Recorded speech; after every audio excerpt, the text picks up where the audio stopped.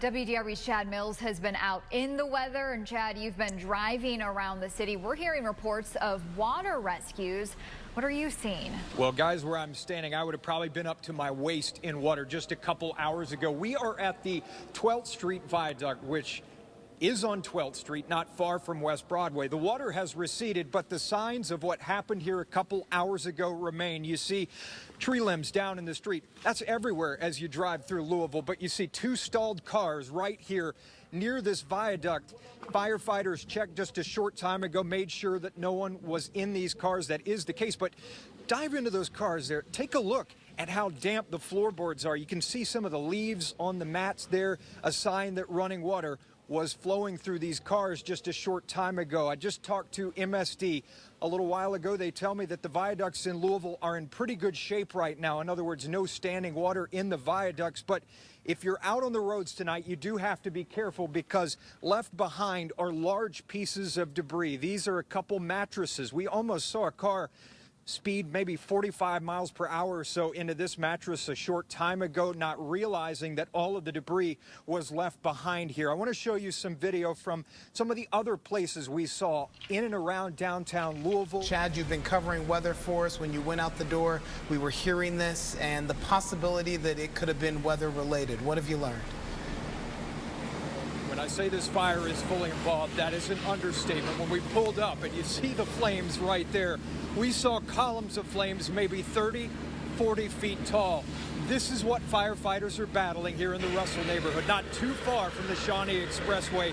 These large columns of flames that really span the entire length of this building. Just in the proximity in which you're looking, there are two ladder trucks. There are at least 3 or 4 more firefighters with hoses trying to attack this building. We don't know much about what this building is right now, but we hear that it is a commercial structure, some kind of business. In other words, it's not a home or a residence, something like that. That's not to say there aren't homes nearby, but Louisville Fire has been working on this fire for about an hour now. When my photographer Greg and I were in the area, we heard sirens, we heard fire trucks coming through, heading to this fire. We smelled smoke in the area, but it was hard to believe just what they were fighting until we turned that corner onto Del Park Terrace, seeing this site that you are looking at right now. And Gil, yes, we did hear from the spokesperson for Louisville Fire. He tells us that they really don't know the cause of this fire yet, but neighbors did tell them they saw lightning strikes in the area, and really that, you know, it is very plausible because this area was involved in the severe weather we saw earlier this evening. Now, I want to point your direction to this door. It might be a little hard to see, but you can see the red glow of the fire behind that door right there. You can only imagine if they were to open up that door, you would just see a wall of fire behind it. Major Bobby Cooper with Louisville Fire is out here right now. We understand he's just a block away from where we are standing. We're going to make our way over to him, perhaps give more details about this fire. In the last 10 minutes, WDRB's Chad Mills has learned more about the business there. Chad? A fire so big and so hot where I'm standing right here, you can literally feel the heat coming off of this thing. The flames in which you're looking in that direction, probably a good 50 yards, maybe a little more from where I'm standing. And yes, we did just learn some details about the building.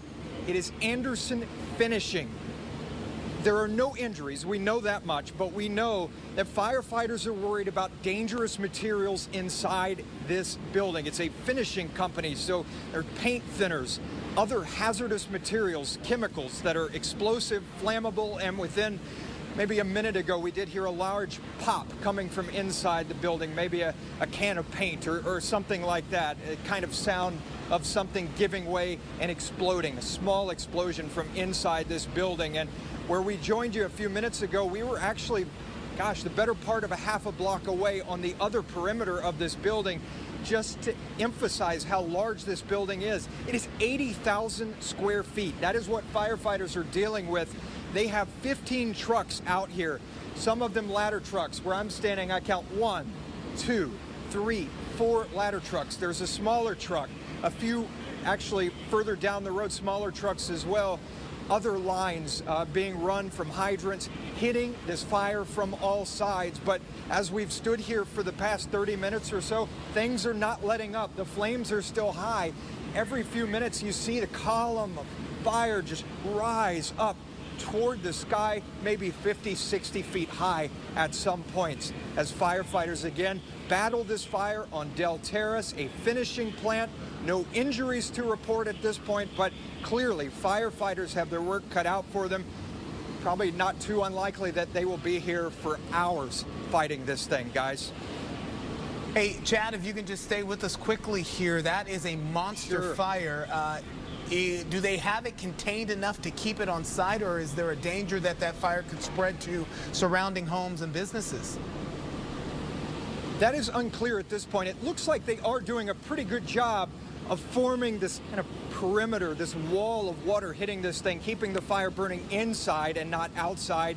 Where we were originally, there were a couple homes in the area, but toward this side, it looks like there are some other businesses. We don't see fire spreading in that direction, so it does look pretty contained. But as we were standing in the other location, firefighters kind of backing us toward where we are right now, because they said this structure, the wall of this business, looks like it could give way at any time, especially as they start to blast it with that water. That's a lot of PSI hitting that cinder block wall. At any point, portions of it could fall apart. So you have to think firefighters protecting their safety and trying to protect the community's safety as they battle this thing. Guys, we'll check in with you again tonight at 11. We are standing across the street from this fire, and it is sending shivers down our spines each time a loud pop explosion comes from inside this building that is fully on fire. Now imagine being a firefighter closer to the border of this fire, fighting this, trying to knock it back with as much water power as possible. We are standing on Del Terrace, which is in West Louisville, in the Russell neighborhood, not far from the Shawnee Expressway. And the building you are looking at is an 80,000 square foot finishing plant. It's called Anderson Finishing Solutions. And I referenced the explosions coming from inside. That is because this is a chemical plant.